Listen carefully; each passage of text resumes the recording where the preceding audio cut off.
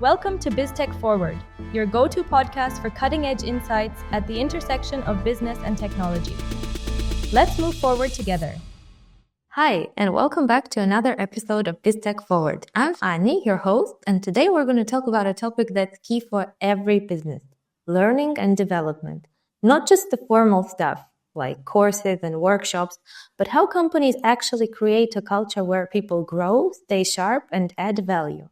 To discuss all this, joining me today is Maryna Melnik, Head of Learning and Development at DataArt. Hi Maryna, welcome to the show. Hello, Anni. It's a pleasure to be here. Maryna is a certified professional in talent development with over 15 years of experience across academia, nonprofits, and corporate L&D. She's led educational initiatives at the UN, EPAM Systems, and now heads learning and development at DataArt. Maryna, again, welcome to the show. Pleasure to have you here. Let's start. Maryna, right away, I want to start with the client perspective. So I think my first question is, why should clients care about how we organize learning and development internally? Like, what's in it for them? I would say they should not care. They do care a lot already. And here I suggest that we take a step back and we imagine ourselves in our client's shoes. But actually, we don't even need to imagine ourselves in our client's shoes, I think, because we're all clients. Every day, we buy services and as individuals, right? We purchase goods, products, and everything. And as clients, what do we really care about, especially when budgets are big, when stakes are high? And I truly believe that it's all about trust. That's what I believe our clients look for in cooperation with us. And there are many factors that contribute to building that trust. And I think that one of this is actually how are we perceived as professionals as being top-notch experts. This is a major contributor to building this trustful relationship with our clients. And clients want to know why they can rely on us when they decide to entrust us with their digital transformations, with their critical projects or some long-term partnerships. Some clients already trust us because they've heard about us from others, from our existing clients, for instance. But for those who don't know us, they need some sort of proof. And one of the examples that I can give is those RFPs, RFIs that we fill out and then share with potential clients. And such documents, they always include a block of questions about learning and development in the company, in the potential provider. And our potential clients, they want to understand how we ensure engineering excellence that we're so proud of. And they ask, there are many different questions in this RFIs, RFPs documents, but I can give you an examples. For instance, how our clients want to know how quickly we can onboard people, how quickly we onboard new hires in general and new team members to a project. They want to know how we ensure that our colleagues speak English well, for instance, for those for whom English is not the first language. They want to know how we train our teams on compliance topics, especially with the increased number of cyber attacks, right? This topic gained a special value now. They want to know how we maintain engineering excellence in this super fast changing technical landscape. They want to know how we upskill and reskill our colleagues, how quickly we can do that, again, in order to keep up with the technologies that change literally every day, every single day. And why do they care about these things? Because it impacts them, the clients, directly, right? The speed of onboarding affects how quickly we can deliver a service or a product for them. Compliance training reduces risks for our client projects. Maintaining engineering excellence tells our clients what we're that we're using the best tools and the best talents to solve their problems. So the fact that they ask all these questions already shows that they do care how learning and development is arranged in the company that they're looking at to enter into long-term relationships, let's say. Right. That makes a lot of sense, actually. And I love that you started with a very fundamental thing. So we're talking about business, and it's not even just a business thing. It's not an HR thing. This is just a common sense, fundamental thing. Clients care because they want to trust us, right? So yeah, this is very clear from the very start. But the next thing that I cannot stop thinking about really is that, okay, if we talk about DataArt specifically, we have thousands of people, right, working for us across the world. How do you teach thousands of people? How do you even begin to organize learning at that scale? It just sounds overwhelming. It may sound overwhelming, especially in a company as large and globally distributed as DataArt. But the thing is, no one really starts organizing learning when they're already that big. It all starts much earlier. From my experience, from what I've observed, is that employees naturally self-organize themselves when it comes to learning. In smaller companies where there isn't a formal L&D function, for instance, people take learning into their hands usually. They form communities, and they're with professional communities of interest, and they're where they share their knowledge. They conduct webinars and then store them somewhere in SharePoint, for instance, for others to use. They mentor each other on projects, and they do many other things.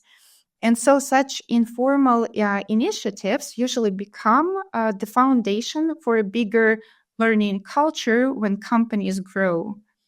So when the companies grow, scaling learning becomes easier because you're building on something that already exists.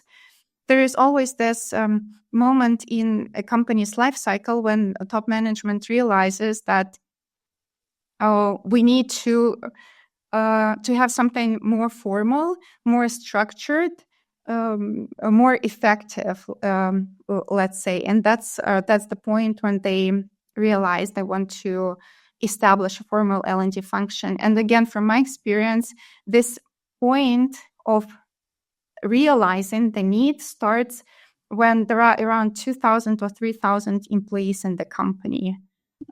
From my experience, because sometimes occasionally I'm approached by recruitment teams from other companies asking if I'm interested in establishing the L&D function there. And I always ask, like, how many people? And this is the number I see. It's about, I often hear from 2,000 to 3,000 people. That's when companies realize that they cannot handle this anymore, and they need more structure. And that's what happened at DataArt as well. We've taken these grassroots efforts and we structured them into a more cohesive learning strategy, so to say. So we listen to the needs of our colleagues. We listen to what the business needs. We listen to what our clients need. And then we shape our offerings around these priorities. And as a result, we have this comprehensive learning ecosystem that's robust and flexible, I would say. And here I would also like to add that from my point of view, there are three key elements at this point that are crucial for scaling learning culture once the company grows. First of all, it's leadership support. Without the buy-in of the top managers, scaling learning is virtually impossible inside the company. Also, creating the right environment. We provide the infrastructure and opportunities to colleagues. For instance, launching mentoring programs, a library, internal access to internal and external courses, coaching, professional communities, and everything. So that's the infrastructure and the environment. And the last key ingredient is I think stepping back, not forcing and not pushing. Instead, we offer opportunities and let people choose what works for them. And flexibility is crucial here. And as a result of all these three things, then what we see is we have professional communities developing inside the company by their own initiative. They develop skill matrices in collaboration with us, learning paths for their qualifications, and so on. We have internal experts who are happy to be mentors, course instructors, speakers at IT events, and so on. And it's all about creating a culture where learning is accessible and relevant, but never forced and never pushed, right? So going back to your question and to wrap up, it's in short, it's not about building something from scratch, because there is always something, even in tiny companies. It's about nurturing what's already there and giving it the structure, shape, strategy, and vision. Thank you, Maryna. You painted the picture so well. I see now. Regarding creating the right environment, I'm just curious. You mentioned that leadership support is crucial. And I wonder, do leaders also undergo mentoring programs? Do leaders also have to learn and take the courses? You know how in psychology, sometimes psychologists have to do their own sessions with their cycle. So I just wonder, how important is that? That's a great question. I love it. When I say leadership support, it actually has two parts to it. The first one, indeed, when leaders participate in learning, when they participate in workshops, in mentoring programs, when they share books they love company-wide in like posts in internal social network and so on. So that's one thing, to participate in learning. And another thing is indeed to support learning, to the learning culture, learning initiatives that we have, during announcing them at town halls, conducting their own webinars on specific topics, and acting as speakers and instructors, or even sending out a company-wide email announcing some amazing learning opportunities in the company. So yes, so the leaders, they are participants, and they are actors of learning culture, let's say. Oh, I see. To add, for instance, when we started our leadership mentoring program, the first cohort of mentors were our top managers, to set the example, to set the tone, and to inspire others. And you personally, Maryna, how do you keep track of everything that's going on in the learning and development industry overall? I'm not just talking about DataArt, but just to know what are the latest developments, what's going on. Because I feel like you are very active, and you kind of do know what's going on, what's up, what kind of awards are where, or how important networking is, or I just want to hear from like a senior learning and development professional. How do you kind of stay extra up to date? Yeah, first of all, it takes a lot of time and effort, but we're not accidentally, people in L&D, learning and development, they're not accidentally there, because this is a certain type of people who enjoy being absorbing everything they see and learn constantly. So for me, I read lots of reports by respectful talent development companies and agencies, lots of reports, lots of research. I read their articles and posts in LinkedIn. I attend conferences, lots of webinars. There is zillions of them out there. And a big part of my being up to date is networking with my peer learning leaders in the industry. We invest a lot of time with that. So I can have virtual coffee, or I can even go out and have a business breakfast with them, and that's how we exchange news and updates. Now I want to touch on something that's very important, I think, but maybe not talked about enough, and that is growing junior talent. So there is a real business case for hiring less experienced people and training them up. Is that right? Absolutely, and that's what most, I think, IT companies do. So growing junior talent is absolutely one of our top priorities, and there are quite a few reasons for that.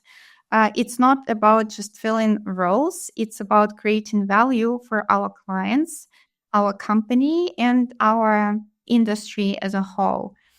First of all, it allows us to build project teams with the perfect balance of junior and senior professionals.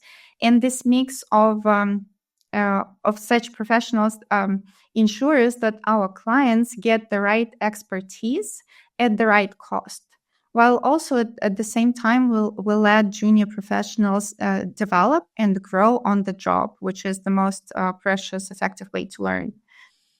Second reason, it's also about giving opportunities to people who are just entering the industry. And also, by investing in their development, we're not only assisting their professional journeys, but also for us as a company, it's important to ensure that junior professionals meet our quality standards. And how can we know about it? When we teach them ourselves, so to say. And it's a win-win. We gain the learners, the junior professionals, they gain the valuable experience. And we get to nurture the talents that align with our quality standards. Also, some time ago, we actually conducted some internal research. I can even call it this way, and we tracked professional journeys of the colleagues who joined us as interns throughout different years. And what we noticed is that they tend to be more loyal to the company in the long run. They stay longer with the company. They then become mentors as well for future interns. And in general, they contribute significantly to our culture. The way we do it, we develop, just to give you a few examples, the way we develop junior talents is not even does not start at the internship level. It starts earlier. We have a few projects that we conduct before that, and we call them IT camps and IT schools. IT camps are a series of webinars and workshops on fundamental topics, technical and soft skills topics. And the goal here is to spark the interest in IT. And if to talk about IT schools, this is something more structured. It's formal training. It's a full-scale course on business analysis, for example, or quality assurance or DevOps and so on. We often run such courses in collaboration with universities, but not always, not necessarily. We can run them by ourselves. And these programs help us identify and nurture talents early, and then they proceed to internships, and they develop and thrive in the company. That's great, and so cool that you mentioned the research that you conducted about interns being more loyal to the company. I wonder, does the collaboration, the very earliest it can start is at the university level, right? Not school or something. No, yeah, we for now we start identifying and developing talents from the university period of their lives. Yes, for now, this is yeah. But I agree, we should start earlier, from like school, the first grade, I think. The first grade? Yeah, easy. Yeah, I've participated in such projects, really. Okay, really? Like, can you tell me about them? Just your example. I know there are companies that start as early as working with kids and sparkling this interest for IT as early as 6 and 7 years old, when they teach kids to create games using a very basic programming language. And for me, it's a dream something to do at DataArt. Yeah. Sorry, Maryna, but you actually worked with 6, 7-year-olds? I didn't. I participated as organizers, but yes, software engineers, they volunteer. It's a way of professional development for them, and at weekends they conduct such classes with kids. Yes, yeah. Okay, talk about nurtured talent very early. Hmm. But we'll see. Oh, so it's no longer like gymnastics after school. Now it's IT. uh, Maryna, and the learning and development and all these initiatives, they do not have to be limited only to the company internally, right? So how can we and how do we create learning opportunities with clients, not just for ourselves? Yeah, we really do, and learning doesn't stop at the company's borders, right? I think it continues there. At DataArt, we typically see two things happening. How it happens in two ways. First, our clients all often notice the expertise and professionalism of our engineers and other team members, and they are so impressed that they ask us to train their own teams. And that's what we do. And it's a huge compliment to the quality of our people. For instance, we're planning to conduct one of such trainings for the IT team of one of our clients in a few weeks. That's one way when we deliver training to a client and when our experts share their expertise with the client's employees. The second way how we collaborate actually is when we create blended learning experiences, when we train mixed groups of our own colleagues and our clients' employees.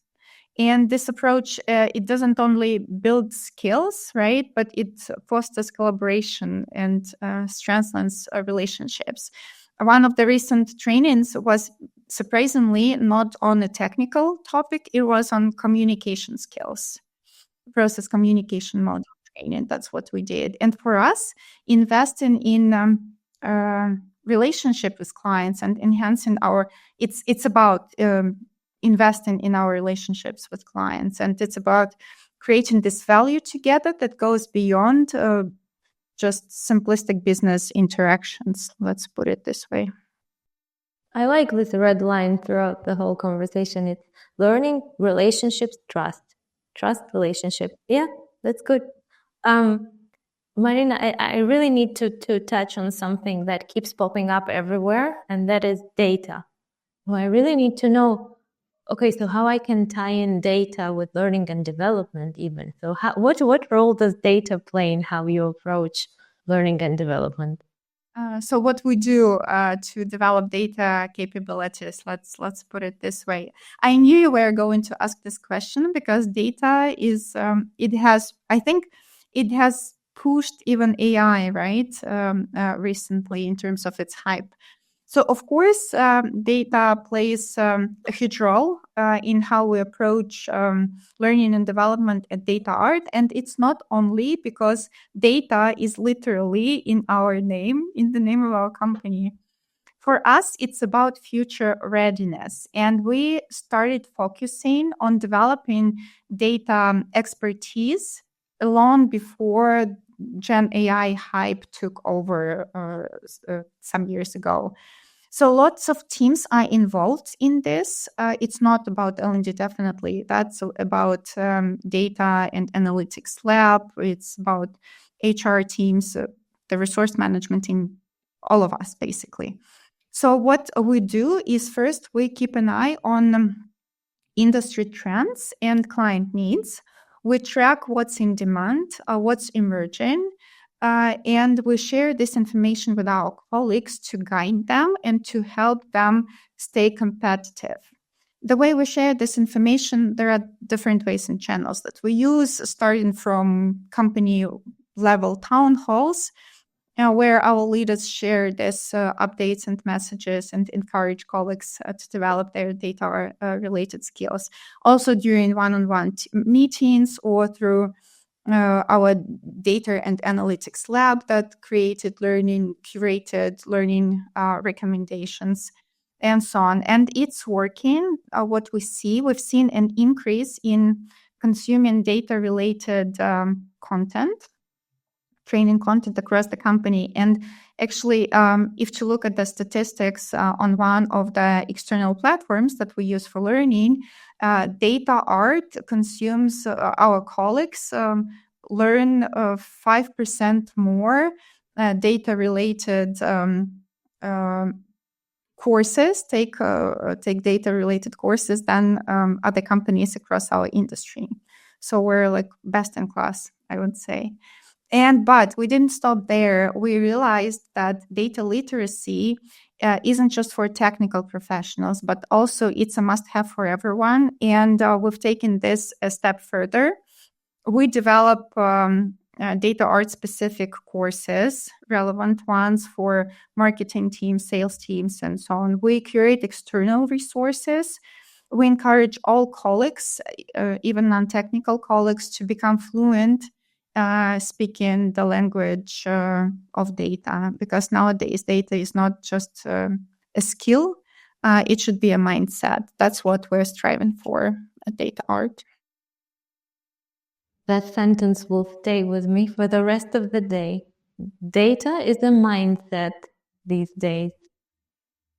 Yeah. Maryna, now that we got data a bit out of the way, I finally get to ask you my two favorite questions. So just to close and wrap up slowly, if you could give one piece of advice to companies about creating a strong learning culture, what would it be? I think I kind of answered this question at the beginning. It's my one piece of advice would be to engage the leadership team, that not really engage. The leadership team of the company must set the example by being lifelong learners themselves. It all starts there. And as I've said already, it can be done in two ways. It should be done, right? First of all, by active participation of leaders in learning. It can be literally attending some training sessions or sharing book recommendations the way we do inside DataArt, right? We have a series of book recommendations from top leaders of the company. They can share their learning journeys during different webinars. This all sends a powerful message to the entire company. So that's the first way of their engagement. And the second way is it's about showing public support to learning initiatives. It's promoting something during town halls. It's conducting webinars themselves. It's becoming mentors and setting the example this way, and so on. Because at the end of the day, learning culture, it's not built by policies or procedures or programs alone. It's built by people, and it starts at the top. Great. Yeah, it sounds very important. So I'm glad we mentioned it a couple of times today. And the very last question, Maryna, do you have any unpopular opinions about this whole topic? I do. There is this painful opinion, and I have an unpopular one against this one, is that L&D is not just about creating self-paced courses and conducting traditional instructor-led training sessions. We're so much more than that. L&D is about helping business achieve its goals, and this help can take different shapes. For example, it's about launching company-wide awareness campaigns to shift mindsets and behaviors. For instance, that's what we've been doing with clouds when we arrange lots of activities, not typical learning activities, to encourage our colleagues to also develop in this area to get certified and so on. So that's one example. Another example, it's about developing leaders, but in unconventional ways. It's not just through arranging workshops or training. It's about training, and it's about coaching and mentoring leaders, for instance. It's about collaboratively creating skill matrices and mapping out professional journeys that align both with the wishes of our colleagues, individual colleagues, and the company needs. It is about curating learning ecosystems where colleagues can find the right resources at the right time. It can be a webinar, it can be a post in our internal corporate social network. It can be indeed a self-paced course or a hands-on learning project that we have, a book, anything. And sometimes it's also talking about what L&D is and is not, right? It's also about saying no to training when we realize that the problem is not the lack of skills or knowledge, but it's deeper and it's something else. For instance, it's about broken communication or the absence of communication or poor business processes and so on. So we're not just training team. We're strategic partners, and we're here not to teach. We're here to help the company grow, develop, and achieve its goals. That's a great note to end on. Maryna, thank you so much for joining us today. It's been really super insightful, and I hope we talk again. Thank you. I love the questions and the topic. I can talk about it endlessly. Yeah, more? Next time. For now, and to our listeners, thank you so much for tuning in. If you enjoyed the episode, please like, share, subscribe. And remember, we always want to hear from you. Any thoughts, insights, questions of your own, reach out to us at biztechforward@dataart.com. See you next time. Thanks for tuning in to BizTech Forward. If you enjoyed the podcast, please subscribe and share to help us reach more listeners. Thank you for being part of the conversation. See you next time.